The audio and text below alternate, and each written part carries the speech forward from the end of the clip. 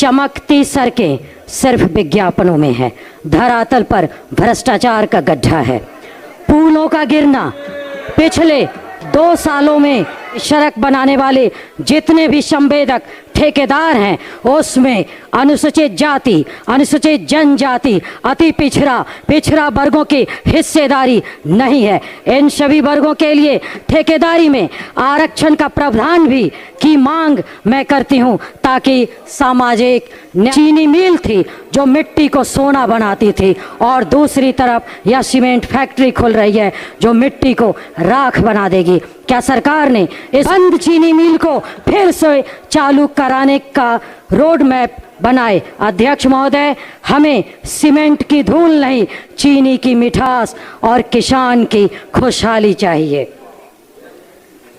बिहार चमकती सड़कें सिर्फ विज्ञापनों में है, धरातल पर भ्रष्टाचार का गड्ढा है।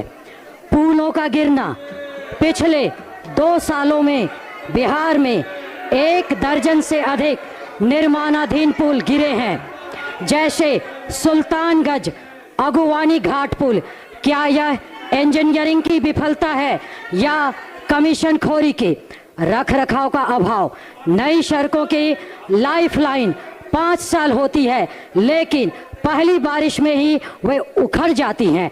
मेंटेनेंस पॉलिसी सिर्फ कागजों पर है। अध्यक्ष महोदय, सरकार कहती है सड़कें विकास की भाग्य रेखा है, लेकिन बिहार में ये भ्रष्टाचार की लाइफलाइन बन चुकी है। पुल पानी में बह रहे हैं और मंत्री जी नैतिकता की बात कर रहे हैं। महोदय, नवादा जिला में नवादा से पकरी वर्मा होते स्टेट हाईवे जो जमुई तक गई है, यह सड़क दक्षिणी बिहार को देवघर से जोड़ती है। इसे 4 लेन किया जाना अति आवश्यक है।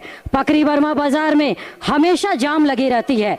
पकरी वर्मा में बाईपास का निर्माण किया जाना बहुत ही जरूरी है। महोदय, मेरे निर्वाचन क्षेत्र वारसलीगंज में पथ निर्माण विभाग की सड़क सरकट्टी मोड़ से काशीचक शुभानपुर होते चातर मोड़ तक 20 किलोमीटर सड़क बहुत ही सक्रिय है। इस सिंगल रोड पर गाड़ियों के पास लेने में काफी परेशानी होती है। बरसात में गाड़ियां जगह जगह फंस जाती है। इस सड़क को चौड़ीकरण किया जाना अति आवश्यक है। इस सड़क को चातर मोड़ से धरनी बीघा के रास्ते केशोरी मोड़ तक ले जाना बहुत जरूरी है। महोदय, महत्वपूर्ण सवाल यह है कि सड़क बनाने वाले जितने भी संवेदक ठेकेदार हैं उसमें अनुसूचित जाति, अनुसूचित जनजाति, अति पिछड़ा वर्गों की हिस्सेदारी नहीं है। इन सभी वर्गों के लिए ठेकेदारी में आरक्षण का प्रावधान भी की मांग मैं करती हूं, ताकि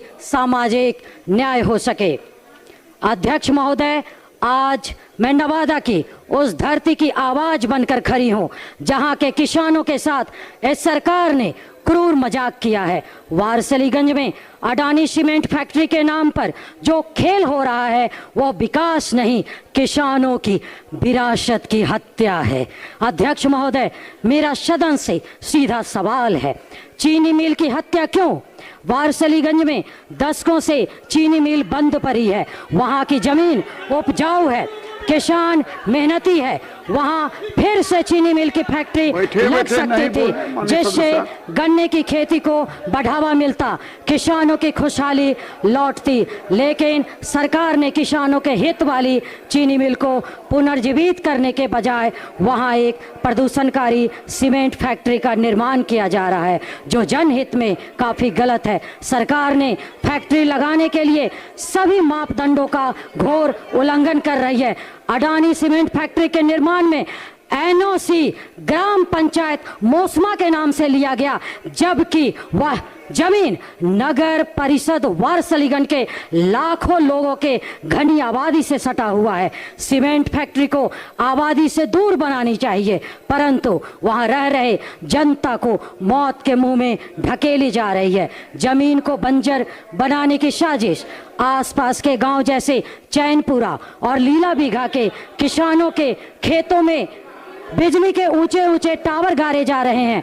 टावर गाड़ने से जमीन अस्थायी रूप से बंजर हो जाएगी। साथ ही सीमेंट फैक्ट्री से निकलने वाली धूल पूरी उपजाऊ भूमि पर जम जाएगी, जिससे फसलें बर्बाद हो जाएंगी।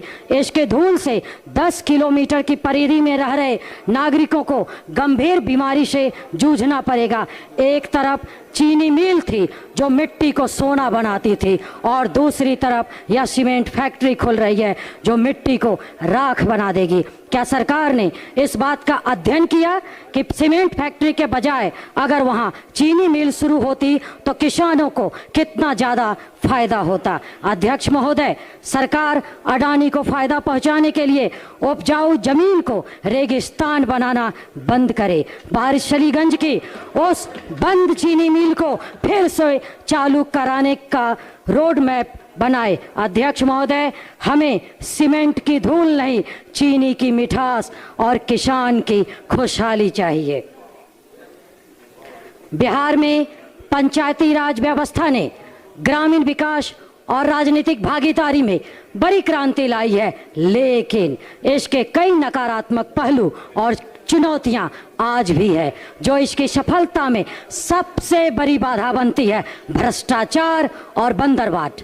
पंचायती स्तर पर सरकारी फंड के दुरुपयोग की शिकायतें आम है। नल जल योजना और गली नाली पक्कीकरण जैसी योजनाओं में कमीशनखोरी और घटिया निर्माण सामग्री का मुद्दा अक्सर सामने आता है।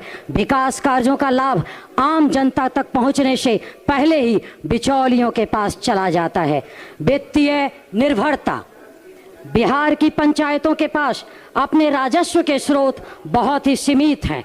वो पूरी तरह से राज्य और केंद्र सरकार के फंड पर निर्भर है। जब तक फंड नहीं आता, पंचायतें कोई स्वतंत्र निर्णय नहीं ले पाती। नौकरशाही का हस्तक्षेप है सर। पंचायत प्रतिनिधियों और सरकारी अधिकारियों, वीडियो पंचायत सचिव के बीच अक्सर तालमेल की कमी रहती है। विकास कार्यों की फाइलों को पास कराने के लिए प्रतिनिधियों को लंबी कागजी कार्रवाई और अफसरों की मनमानी का सामना करना पड़ता है। पर्यटन पर मैं बोलना चाहूंगी, काशीचक ब्लॉक के पार्वती पंचायत में पार्वती गांव में पार्वती गुफा में गौतम बुद्ध आए थे और 1 साल तक निवास किए थे। मैं ये पार्वती गुफा को पर्यटन स्थल के रूप में विकसित कराने की मैं सरकार से मांग करती हूँ। बिहार अनुसूचित जाति एवं अनुसूचित जनजाति कल्याण विभाग की मुख्य कमियां आप सुनिए ध्यान से। छात्रवृत्ति में भारी देरी सबसे बड़ी समस्या पोस्ट मैट्रिक छात्रवृत्ति के वितरण में होती है। तकनीकी खामियों और वेरिफिकेशन की सुस्त प्रक्रिया के कारण छात्रों को समय पर पैसा नहीं मिलता, जिससे उनकी पढ़ाई